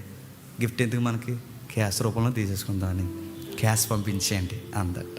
అంటే ఏం లేదు, చిన్న డీడీ తీయాలి, 1000 రూపాయలు డీడీ తీయండి, 17,000 రూపాయలు మీ ఇంటికి వచ్చేస్తాయి అనగానే 1000 రూపాయలు 17,000 అంటే ఇంకా 16,000 మిగిలితే 1000 కొట్టేయండి, డీడీ తీసింది. తర్వాత వచ్చింది మరలా ఈ ఆఫర్, మీరు ఇంకా ఈ ఆఫర్ని మీరు అర్హత సాధించారు కనుక, డీడీ అనంత కాలంలోనే మీరు తీశారు కనుక ఇంకా ఆఫర్ పెంచారు మీకు. ఇప్పుడు 17,000 70,000 రూపాయలు ఉంది కానీ 70,000 అంతే. ఇప్పుడు చిన్న డీడీ ఉంది, ఆ డీడీ తీసేస్తే మీ ఇంటికి వచ్చేస్తుంది. ఎంత? 7,000. 70,000 7,000, 7,000 70,000 పర్లేదు, 7,000 కదా కట్టేసింది. ఇలాగ ఈ అమ్మాయి డీడీలు అండి 70,000 80,000 డీడీలు కట్టిందండి. కట్టిన తర్వాత ఆ మీసోడు సాగుకోరు సలగా చెప్పాడు. ఫోన్ చేస్తారు. ఆడు మీసోడుగా మరి ఏసోడాడు మనకు తెలియదు. మనకి ఆడు ఫోన్ చేసిన తర్వాత అడిగాడు, ఏవన్నీ డబ్బులు వస్తాయి అన్నారు కదంటే. అమ్మాయి ఆలోచన ఏంటంటే, మా నాన్న నెక్స్ట్కి 2 yearsలో పెళ్లి చేస్తాడు, మా నాన్నకి కష్టపడుకుంటే ఇదిగో డాడీ నేనే 70,000-80,000 తెచ్చాను, దీన్ని పెళ్లి ఖర్చులు వాడాలండి అని తన వ్యూ. కాకపోతే ఇప్పుడు ఈ 80,000 ఎక్కడి నుంచి తీసిన డబ్బులు ఖర్చు పెట్టేసింది తెలుసా? వాళ్ళ నాన్న తన పెళ్లి కొరకు దాచిన డబ్బులే ఖర్చు పెట్టేసింది. తర్వాత ఫోన్ చేసింది, అనయ్య ఇలా జరిగింది అనయ్య, డీడీలు అని చెప్పి 70 నుంచి 80,000 కట్టేశాను అనయ్య, ఇలా అన్నయ్య నాకు ఇలా జరిగింది అనయ్య, ఏం చేయాలని అంటుంది. ఏం చేస్తావు? ఒకటే మాట చెప్పాను, ఏం చేయకు, ప్రార్థన చేయి, ఎవరికి చెప్పుకో, మీ నాన్నకి టైం చూసుకుని చెప్పే. డబ్బులు రావని అంటే రావు. మాట్లాడిగాను, 10కి 100 రూపాయలు ఇస్తాడంటే నువ్వు ఎలా నమ్మావు అని అడిగాను. ఎవడైనా ఊరకే 10కి 100 ఇస్తాడు చెప్పండి? 10 రూపాయలు పడిపోతేనే పట్టుకెళ్ళిపోయి లోకం ఎత్తి. అలాంటిది 10కి 100 ఇస్తాడు, 1000కి 1000 ఇస్తాడు, 1000కి 1,00,000 ఇస్తాడని నువ్వు ఎలా నమ్మావు? అదేనయ్యా నా బుర్ర పని చేయట్లేదు అన్నప్పుడు ఈ వాక్యం మీరు చూడండి. అవివేకంగా ప్రవర్తిస్తున్నాం. తెలివైన వాళ్ళు అనుకుంటాం కానీ అవివేకం అంటే డబ్బుల విషయంలో అవివేకం. హానులు చేస్తారంటే డబ్బుల కోసం చంపేసుకున్న స్నేహితులు లేరు, డబ్బుల కోసం పొడి చేసుకున్న అన్నదమ్ములు లేరు, అనేకమైన దురాలోచనలు, అనేకమైన కుయుత్తులు, నాశనకరమైన కార్యాలు చేసిన వాళ్ళు లేరండి. ఇవన్నీ ఉన్నాయి. డబ్బుల విషయంలో నిన్ను పాడు చేయడం కాదు, నీ దేహమంతా పాడైపోతుంది, నీ కన్నంతా పాడైపోతుంది, నీ హృదయం అంతా పాడైపోతుంది, నీ సర్కిల్ అంతా పాడైపోతుంది, నీ మైండ్ అంతా పాడైపోతుంది. డబ్బులు దాస్తే డబ్బులన్నీ పాడైపోతాయి. చివరికి నువ్వు గోల్డ్ లోన్ పెట్టి గోల్డ్ దాచిన గోల్డ్ కూడా ఒకరోజు కరెన్సీగా మారి అది కూడా పోతుంది. నువ్వు ఏదన్నా చెయ్యి, ఇక్కడ శాశ్వతంగా డబ్బులు ఒకటి చేతుల్లో ఉండవు. ఒకవేళ ఉన్నా దాన్ని అనుభవించడానికి ఒక రోజుకి ఆ మనిషి ఉంటాడు. ఏం చెప్పాలనుకున్నా ప్రభు అంటే, ప్రభు ఒకటే చెప్తున్నాడు, మీరు దాయాలనుకున్నప్పుడు మీకు విషయం ఉంది. మీ బ్యాంకింగ్ సెక్టార్ ఎక్కడ కాదు, మరి ఎక్కడ? పరలోకమందు దాయండి. ఎలా దాయాలి ప్రభు అంటే చెప్తున్నాడు చూడండి. 1 సత్క్రియల ద్వారా, 2 చెప్పండి మేలు చేయటం, ఇతరులకి మేలు చేయి. 10 ఇస్తే రేపు పొద్దున్న నీకు 20 ఇస్తారని చేయకు. 10 ఇచ్చినా ఇవ్వకపోయినా నీ దగ్గర 20 ఉంటే ఒక 10 రూపాయలు ఇతరులకి ఇవ్వడం నేర్చుకో. ఎంతో కొంత ఖర్చు పెట్టు. పిల్లికి భిక్షం పెట్టనండి మేము పెద్ద ధనవంతులు అయిపోతామంటే ఒకరోజు నీ ముఖం పిల్లి కూడా చూడదు, గుర్తెట్టుకో. సీరియస్గా చెప్తున్నాను. ఇతరులకు మేలు అంటే సత్క్రియలు చేస్తే డబ్బులు అక్కడ దాస్తాం. ఇతరులకి 10 రూపాయలు సహాయం చేస్తే చెప్పండి డబ్బులు అక్కడ దాచుకుంటాం. చాలామంది సీరియస్గా మాట్లాడేస్తుంటారు. అడుక్కునే వాళ్ళు దారంట వస్తున్నప్పుడు అడుక్కునే వాళ్ళు ఉంటారు కానీ బాగున్న వాళ్ళకి ఇవ్వకండి. అడుక్కునే స్టేజ్ ఎవరికి ఉందో మనకు అర్థమవుతుంది. కాలు చేయ బాగా ఆడుతున్న వాళ్ళకి ఏమి ఇవ్వకండి. కాళ్ళు లొంగిపోయి చేతులు లొంగిపోయి అక్కడ అడుక్కుంటుంటారు కదా, ఎక్కడ ఈ సిగ్నల్స్ దగ్గర. వాళ్ళు చూసినప్పుడు చాలామంది మనం ఎలా 100 ఇచ్చేసాం అనుకోండి, మన పక్కన వాళ్ళు సీరియస్గా 100 ఇచ్చేవిడరా బాగా ఎక్కువైపోయిందని నీకు అంటాడు. ఇప్పుడు 100 రూపాయలు అయితే బిల్డింగ్ రాసి ఇచ్చేసినట్టు 100 ఇచ్చేసేవిడరా అంటే ఒక మాట ఉంది బైబిల్లో, నేను 100 ఇచ్చేసింది ఈ వ్యక్తికి కాదు చెప్పండి, నేను పరలోకంలో 100 రూపాయలు సిగ్నల్ పాయింట్ దగ్గర దాస్తున్నాను. 100 ఇచ్చేసేవారంటే ఇచ్చేసాం, పోనీ ఆడ దొంగే తాగెత్తడు పోయి. ఒక విషయం నేను మళ్ళీ చెప్తున్నాను, ఒక విషయం చెప్తున్నాను. ఆడ పేదరికంలో రోడ్డు మీదకి వచ్చి తన మనుష్యుడిగా ఉన్నవాడు తోటి మనుషుల దగ్గర అడుక్కుంటున్నాడంటే ఎంత మనస్సాక్షి చంపుకొని అడుక్కుంటాడు చెప్పండి. అందుకే ఇచ్చేసాను. ఆడు నాకేం ఇవ్వలేడు కానీ నాకు ఒకరు ఇస్తారు. ఎక్కడుంది అక్కడ మాట? సామెతల గ్రంథం చూడండి, ముగించుకుందాం. సామెతల గ్రంథం 14వ అధ్యాయం, సామెతల గ్రంథం 14వ అధ్యాయం 21వ వచనం.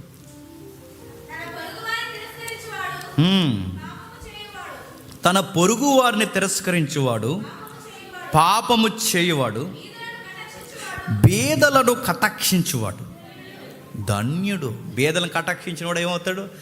ధన్యుడు అవుతాడు. కీర్తన 41వ కీర్తన మొదటి వచనం చూడండి. 41వ కీర్తన మొదటి వచనం. బేదలను కటాక్షించువాడు ధన్యుడు, ఆపత్కాలమందు యెహోవా వానికి అప్పిచ్చును. అడుగుతున్నాను, ఈడ ఆపదలో ఉన్నప్పుడు నువ్వు ఆపదలో ఉన్నప్పుడు చెప్పండి నేను నీకు ఎదురొచ్చి అప్పిస్తానన్నాడు. ఈ సూత్రాలు మనకు గుర్తుండాలి, గుర్తుపెట్టుకోండి.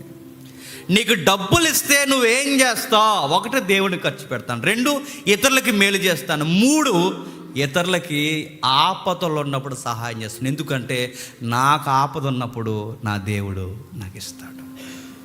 మీరు ఎప్పుడైనా ఈ అనుభవాన్ని మీరు ఎప్పుడైనా అనుభవించారా? అప్పటి వరకు మన చేతుల్లో డబ్బులు ఉండవు, అప్పటి వరకు మన చేతుల్లో ₹1 కూడా ఉండదు. కానీ సమయానికి, ఆ టైంకి ఎవరో వస్తారో, మనం ఊహించని ఆ ధనాన్ని మన చేతిలో పెట్టి వెళ్ళిపోతారు. అప్పుడు అనిపిస్తుంది, దేవా ఇప్పటి వరకు నా చేతిలో డబ్బులు లేవు, సడన్గా ఇంత డబ్బులు నా చేతిలో ఎలా పెట్టావంటే, దేవుడు కొన్ని లెక్కలు ఉంటాయి, రే నువ్వు చేసి నాకు గుర్తున్నాయి, అందుకే నీకు కూడా చేస్తున్నాను అంటాడు. మనం ఎవ్వడికి ఏది ఎంగిలి మెతులు కూడా జల్లం. ఆపద వచ్చినప్పుడు మాత్రం మనకి బిర్యానీ పెట్టేయాలని చూస్తాం. ఎలా పెట్టేస్తాడండి బిర్యానీ? ముందు నువ్వు పెట్టు, తర్వాత నీకు పెడతా. లింక్ గుర్తుపెట్టుకుని ఒకదానికి ఒకటి లింక్ ఇది. నువ్వు చేయి, దేవుడు నీకు చేస్తాడు. నువ్వు ఏమి చేయకపోతే, నువ్వు ఏది చేయకపోతే, అంటే దేవునికి ఖర్చు పెట్టకపోయి, ఇతరులకి మేలు చేయకపోయి, ₹1 ఖర్చు, అసలు నీకు ఏ కొసాన కూడా, ఏ జోన్లో నువ్వు ఏ రూపాయి అడుగుతున్నాను, నువ్వు పెద్ద పెద్ద డబ్బులు వద్దు, ఉన్న ₹100లోనే ₹10 నువ్వు ఖర్చు పెట్టిన దాఖలాలు చూపించు, దేవుడు చూస్తాడు. చాలామంది తెలివితేటలు ఉపయోగిస్తారండి. రెస్టారెంట్కి వస్తారు, చక్కగా తింటారు. నేను ఎవరిని అంటలేదండో, నాతో వచ్చిన కాదు, బయట జరిగి చెప్తున్నాను, రావడం మానేస్తారు. రెస్టారెంట్కి వస్తారు, చక్కగా వస్తారు, కూర్చుంటారు, తింటారు. సరిగ్గా టయానికి ఫోన్ వచ్చేద్ది వాళ్ళకి, రాదు, వచ్చేద్ది అంతే. ఎందుకంటే బిల్లు కట్టాలేమో అని అలా చూపించి ఫోన్ మాడుకుంటూ, అతనికి ఇచ్చేయండి, బిల్లు అయితే ఇచ్చేయండి అండి. ఇవన్నీ నడుతున్నాను, మనకే అర్థమవుతున్నాయండి. దేవుడికి అర్థమరే, నువ్వు ఫ్రీగా తినేసే రకం రాని దేవుడికి అర్థమవుతుందండి. నువ్వు ఊరకే నల్లేసరే, నువ్వు ఎంత ఫ్రీగా పెనాయిలు తాగేద్దాం అనుకుంటున్నావంటే, అరే నీకు ఆపద వచ్చినప్పుడు నీకు ఎలా సహాయం చేయాలరా అని దేవుడు లెక్కలు వేసుకోడా? ఇప్పుడు చెప్పండి, విషయం అర్థమైతే. నేను ఫైనాన్షియల్గా ఎప్పుడు బాగుంటాను చెప్పనా? దేవా నాకు ఇంత డబ్బు ఇచ్చావు, ఇదిగో దీన్ని భాగాలు చేస్తున్నాను, ఇది నీకు, ఇది ఇతరులు మేలు చేయడానికి, ఇది నీ పరిచయంలో ఖర్చు చేయడానికి, ఇది ఈ కొంత అమౌంట్ నా దగ్గర ప్రభువా నా నిత్య అవసరాల కొరకు, ఇది నేను వాడుకుంటాను, ఇది నీకు వాడతాను, ఇది ఇతరులకు వాడతాను. మీ ధనాన్ని కేటగిరీస్ ఎప్పుడైతే విడదీయడం, ఈ మెచ్యూరిటీ మీకు వచ్చిందో, నేను చెబుతున్నానండి, ఇంకా ఇస్తాడు, ఇంకా ఇస్తాడు, ఇంకా ఇస్తాడు, ఇంకా ఇస్తాడు, ఉన్నతమైన స్థితిలో పెడతాడు. ఎందుకంటే నువ్వు అనేకులకు దీవెనకరంగా ఉన్నావు కనుక నిన్ను బాగా దేవుడు దీవిస్తాడు. మనం దాయడం మొదలెట్టామో దేవుడు కూడా మనకి ఇవ్వకుండా చెప్పండి దాచేస్తాడు. నువ్వు ₹10 దాచావంటే ఎందుకు దాస్తున్నావు, నీ దగ్గర క్లారిటీ ఉండాలి. నేను ప్రౌడ్గా ఒక మాట చెప్తానండి, సంవత్సరం అంతా మీటింగ్స్ తిరుగుతాం, సంవత్సరం నాన్ స్టాప్, ఒక్కరోజు కూడా ఖాళీ లేకుండా మీటింగ్స్ తిరుగుతాం. ఈ సంవత్సరం అంతా దాచిన కానుకలు, డిసెంబర్ వచ్చేసరికి 2 డేస్ 3 డేస్ మీటింగ్లు ఇస్తాను. ఆ మీటింగ్ అయిన తర్వాత మెసేజ్ తర్వాత నాకు ఎంతో కొంత కానుకిస్తారు. ఈ డబ్బులన్నీ దాస్తాను. ఈ దాచిన డబ్బులు దేనికి అంటే, ఆ సెమినార్ అని ఒక పెద్ద ప్రాజెక్ట్ వస్తుంది. ఒకవేళ ఎవరు ఇచ్చినా ఇవ్వకపోయినా ఈ డబ్బులన్నీ దానికి రెడీగా పెట్టుకుని కూర్చుంటాం. ఎందుకంటే దీని ఒక లెక్క, నా లెక్క ఇదిగో, మీటింగ్స్లో దేవుడు నాకు ఇచ్చిన లెక్క, దీన్ని ఎంత ఖర్చు పెట్టాలి, దీనికి ఎంత ఖర్చు పెట్టాలి, దీనికి ఎంత ఖర్చు పెట్టాలి. ఇవి ఎప్పుడైతే మన క్లారిటీ ఉందో, నేను చెప్తున్నానండి, చూస్తుండగానే మన గ్రాఫ్ దేవుడు అలా చెప్పండి పెంచుతాడండి. నేను అనుభవిస్తున్నాను, నేను సీరియస్గా చెప్తున్నాను, నేను అనుభవిస్తున్నాను. మన బడ్జెట్ పెరగాలంటే, మన స్థితిగతులు పెరగాలంటే, ఆ బడ్జెట్ విషయంలో దేవుడికి నాకు ఒక క్లారిటీ లెక్క ఉండాలి. ఇది నీది ప్రభా, ఇది ఇతరులకు ప్రభా, ఇది నీ పరిచయ ప్రభా, ఇదిగో ఇది నా ఇంటికి నేను వాడుకుంటున్నాను ప్రభా. ఈ క్లారిటీ మెయింటైన్ చేయండి. నీ ధనము అక్కడ దాస్తావు. ఇహమందు దాయొద్దు, మరి ఎక్కడ దాయాలి? పరమందు దాయి. అపోస్తులు కూడా ఈ క్లారిటీ ఉందంటే చూడండి ఒకసారి. గలతీయులకు రాసిన పత్రిక 2వ అధ్యాయం, గలతీయులకు రాసిన పత్రిక 2వ అధ్యాయం 10వ వచనం.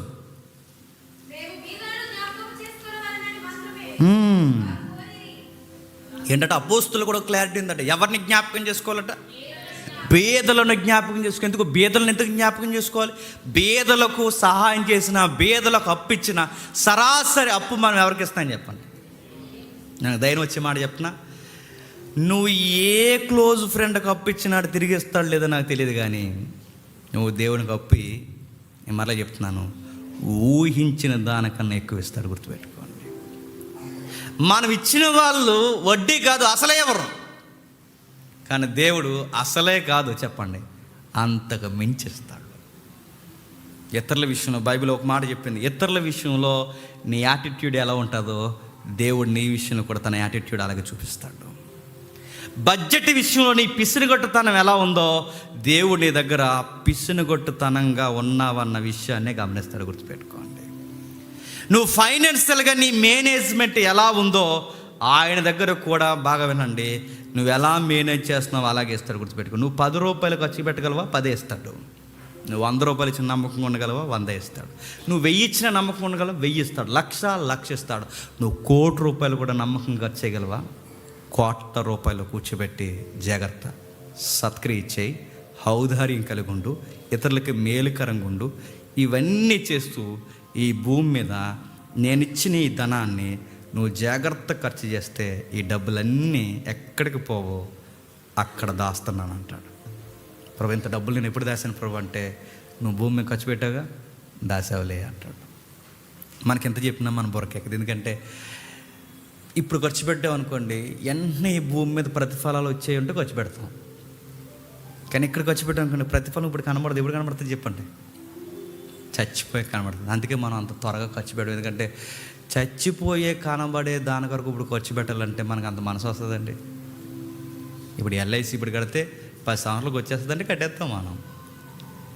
కానీ ఇది ఈ పాలసీ, దేవుడు పాలసీ. ఇప్పుడు కడితే చచ్చిపోయే కానీ రాదంటే ఎవడు కడతాడు చెప్పండి?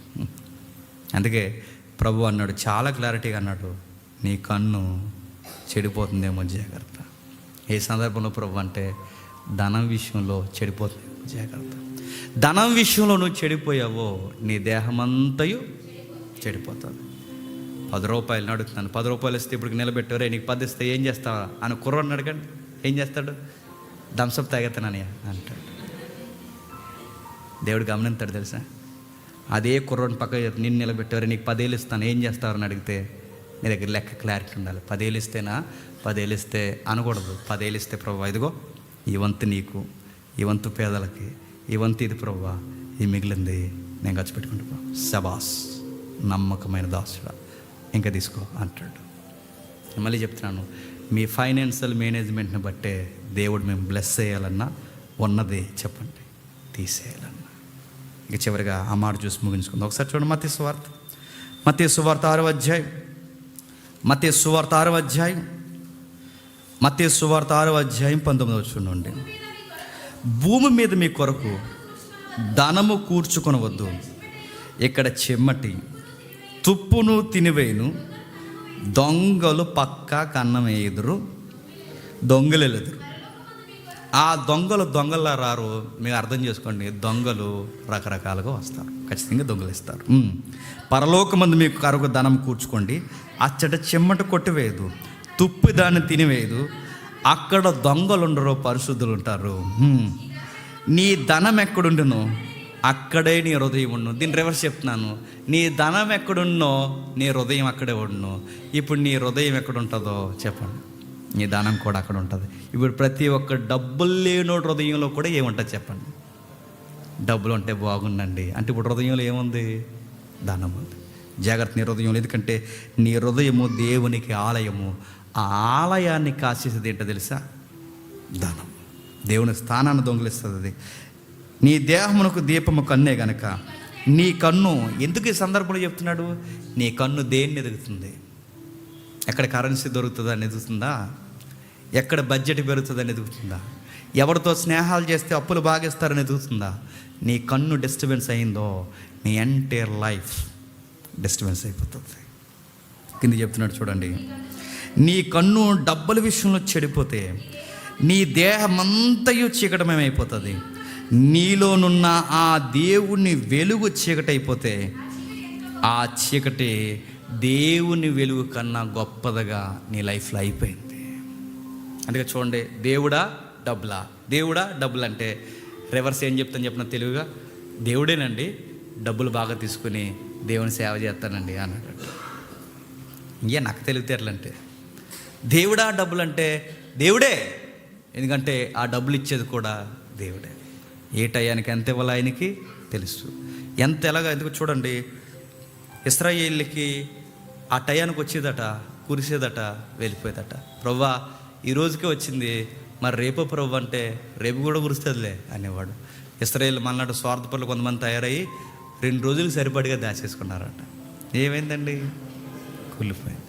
ఇశ్రాయేలుని చూసిన ప్రతిసారి మనకు అర్థమైంది చెప్పిన, ఎక్కువ దాయకు కూలిపోతావు. ఆ దాసేది ఎందుకు దాస్తున్నావు క్లారిటీ కొంచెం, నీ జీవం కలిగిన జీవాధిపతి ఎదుట నువ్వు దీవింపబడతావు. కింద చెప్తున్నాడు చూడండి, ఎవడును 2 యజమానులకు దాసుడిగా ఉండనేరడు, అతను ఒకని దేశించిన ఒకడు ప్రేమించును, లేదా ఒకని పక్షముగా ఒకని తృణీకరించును. మీరు దేవునికి సిరికిని దాసులుగా ఉండనేరరు. అందువలన నేను మీతో చెప్పినది ఏమనగా, ఏమి తిందుమో ఏమి త్రాగుదమని మీ ప్రాణమును గూర్చియో ఏమి ధరించుకుందామని మీ దేహమును గూర్చైనను చింతింపుకుడి. ఆహారము కంటే ప్రాణమును, వస్త్రము కంటే దేహమును గొప్పవి కావా? ఆకాశ పక్షిని చూడుడి, అవి ఎత్తవు, కోయవు, కోటల్లో కూర్చుకునవు, అయినను నీ పరలోకపు తండ్రిని వాటిని పోస్తున్నాడు. మీరు వాటి కంటే బహుశ్రేష్ఠులు కారా? మీలో ఎవడు చింతించడం వలన తన ఎత్తు మూరడు ఎక్కువ చేసుకున్నాడు. వస్త్రమును గూర్చి మీరు చింతిపునేలా అడుగు పూలు ఎలాగెదుగుచున్నావో ఆలోచించుడి. కష్టపడు వడయవు, అయినను సమస్త వైభవంతో కూడిన సొలొమోను సహితము వీటిలో ఒకదానినైనను అలంకరింపబడలేదు. సొలొమోను కూడా సరిపోడు. అంటే మిమ్మల్ని పోషించేది ఎవరు కాదు, నేనే అని చెప్తున్నాను. ఆకాశ పక్షులను పోషిస్తున్న నేను మిమ్మల్ని కూడా, ఎందుకంటే పక్షుల్నే బంతుల్లా పోషిస్తున్న నేను పక్షుల కన్నా శ్రేష్ఠులైన మిమ్మల్ని కూడా పోషిస్తాను. నేను ఎప్పుడో చెప్పాను, పక్షుల లైఫ్ మన లైఫ్ ఒకటే లైఫ్, సేమ్ లైఫ్, ఒకే జీవన విధానం. మీరు గమనించండి. కాకపోతే మనకు ఆధార్ కార్డులు ఉంటే వాళ్ళకి ఆధార్ కార్డులు ఉండవు, మనకి ఎన్నికలు ఉంటే వాళ్ళకి ఎన్నికలు ఉండవు, మనకు నాయకులు ఉంటారు వాడికి నాయకులు ఉండరు. కానీ విషయం ఏంటి చెప్పిన, అవి మనకన్నా పిల్ల పాపలతో గూడు నీడ కట్టుకుని బతుకుతున్నాయి. అవి అంత బాగా బతకగలుగుతున్నాయి. మేము ఎందుకు బతకలేకపోతున్నామంటే అవి దేవుడి మీద ఆధారపడతాయి, మనం ఆధార్ కార్డుల మీద ఆధారపడతాం, అందుకే బతకలేకపోతున్నాం. ప్రభు ప్రాక్టికల్ అని చెప్పాడు, ఎగురుతున్న పక్షిని చూడు, అది ఎగురుతుందంటే దాని సత్తువ కాదు, వెనకాల నేను ఉన్నా అన్నాడు. నడుస్తున్నాను, నిన్ను చూసుకో, నువ్వు దేని మీద ఆధారపడుతున్నావు నన్ను చూడు, నేను పోషిస్తానంటే పోషిస్తాడు, పక్కా పోషిస్తాడు. ఆయన రాజ్యాన్ని నీతిని ఎతకండి, ఆయన ఖచ్చితంగా పోషిస్తాడు. నీ బడ్జెట్ మళ్ళీ చెప్తున్నా, ముగించేస్తున్నాను. నీ బడ్జెట్ విషయంలో నీ క్లారిటీ ఉంటే నీ బడ్జెట్ పెరుగుద్ది. నీ బడ్జెట్ విషయంలో క్లారిటీ లేకపోతే ఒకటి ఇచ్చిన వాడు తీసుకెళ్ళి కప్పెట్టినప్పుడు ఉన్నది కూడా దగ్గర నుంచి తీసేయండి. బాధ్యత లేని ఎవడైనా, అది సంసారమైన, ఉద్యోగమైన, ఆరోగ్యమైన, ఏదైనా బాధ్యత లేకపోతే ఉన్నవి కూడా తీసేస్తాడు. ఎవడు అడుగుతాడు లేదో మన డబ్బుల విషయం నాకు అనవసరం కానండి, గవర్నమెంట్ అడుగుతుందో ట్యాక్స్ అడుగుతుందో నాకు తెలియదు, కానీ నా దేవుడు నన్ను ఒకరోజు ఖచ్చితంగా అడుగుతాడు. ఏం చేస్తావు జేమ్స్, ఏం చేస్తావు అంటే, ప్రభువా నా దగ్గర బడ్జెట్ లెక్కలు క్లారిటీగా ఉన్నాయి ప్రభువా, ఇదిగో నువ్వు ఏ కొసాన్ని అడుగు, నా లెక్క సరిగ్గా ఉంది, సబాస్. ఈ 2024లో కూడా నీకు ఇంకా నేను బడ్జెట్ ఇస్తాను, జాగ్రత్తగా ఖర్చు పెట్టని దేవుడు నాకు చెప్పాలి, నీకు చెప్పాలి. మనం ఆర్థికంగా అభివృద్ధి పొందాలి అంటే మీ ధనాన్ని ఎలా ఖర్చు పెడుతున్నారో ఒక క్లారిటీ మీకుంటే దేవుడు మిమ్మల్ని చాలా స్థితిగతుల్లో దేవుడు వర్ధలింపజేస్తాడు. దేవుడు మిమ్మల్ని దీవించును కాక. ప్రార్థన. ప్రేమగల తండ్రి, కృపగల దేవ తండ్రి, ఆర్థికపరమైన విషయాలు ఎవరికి అర్థమై నాకు తెలియదు. అర్థం చేసుకున్న వారు ధన్యులు తండ్రి, అపార్థం చేసుకున్న వారు వాళ్ళకి వాళ్ళే ఉత్తరవాదులు. వాళ్ళు ఎదిగిపోయారు, వీళ్ళు ఎదిగిపోయారు, వాళ్ళు ఇల్లులు కొనుక్కున్నారు, వీళ్ళు ఇల్లులు కొనుక్కున్నారని వాళ్ళ మీద అసూయపడి ఆడవడమే తప్ప మాకెందుకు దేవుడు ఇవ్వట్లేదని తండ్రి ఒక ప్రశ్న మమ్మల్ని మేము వేసుకుంటే మా బతుకులు మారిపోతాయి. అందరి దగ్గర డబ్బులు ఉన్నాయి, మా దగ్గర డబ్బులు ఎందుకు ఉండలేదంటే ఆ ప్రశ్నే మమ్మల్ని తండ్రి మీ ఎదుటి నిలబెడుతుంది. తండ్రి మాకు ₹1 రావట్లేదంటే, ఒక ₹10 విషయంలో తండ్రి మేము సరిగ్గా తులదోగలేకపోతున్నామంటే బహుశా మీకు నమ్మకంగా ఉండలేకపోతున్నాం. మేము 10లో నమ్మకంగా ఉన్నవాడు తండ్రి 100లో కూర్చోబెడతా అన్నావు, 100లో నమ్మకంగా ఉన్నవాడిని వేలల్లో లక్షల్లో కూర్చోబెడతానన్నావు తండ్రి. తండ్రి మా స్థితిగతులు తండ్రి, మా లెక్కలు ఏమై ఉన్నవన్నదే క్లారిటీ దేవా. దోబరాగా ఖర్చు చేస్తున్న ప్రతి వ్యక్తి తన దోబరా ఖర్చుని బట్టి చెప్పొచ్చు తండ్రి మీకు ఎంత లెక్కలేనితనంగా ఉన్నాడు తండ్రి. పిసినుగుట్టతనంగా ఉన్నవాడిని బట్టి కూడా చెప్పొచ్చు తండ్రి వీళ్ళ పిసినుగుట్టతనం తండ్రి ఈ లోకానికి పరిమితమై ఉందని తండ్రి.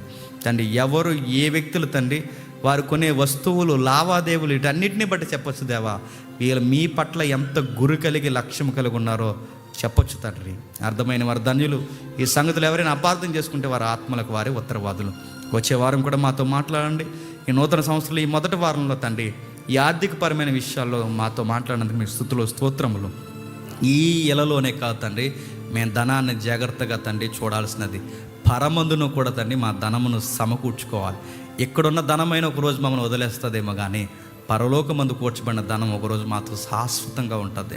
దాని యందు మేము గురించి పైనున్న వాటి మీద తండ్రి మనసు నుంచి ముందు కొనసాగే ధన్యత మా ప్రభువు నేర్పిన తండ్రి ఆ విలువలు తండ్రి మా గుండెల్లో దాచుకొని ప్రతి రూపాయి విషయంలో తండ్రి జాగ్రత్తగా కొనసాగే ధన్యత మాకు అనుగ్రహిస్తారని కోరుతూ అందరినీ మీ చేతులకు అప్పగిస్తూ క్రీస్తునామని ప్రార్థన సమర్పిస్తున్నాం తండ్రి. Amen, amen, amen.